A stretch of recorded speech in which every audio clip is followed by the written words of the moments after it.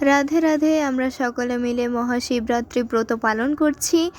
এখানে নিয়েছি বেল, দুধ, আরও ফল, নানা উপকরণ। তো এখানে আমরা সব কিছু জোগাড় করছিলাম। এই দেখো আমাদের কিউট শিবলিঙ্গ।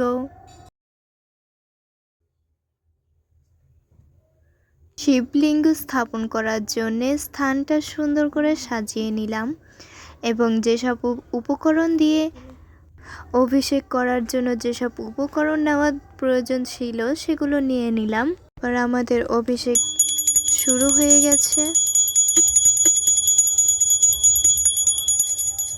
তো দেখতেই পাচ্ছ আমরা খুব ভক্তি ভরে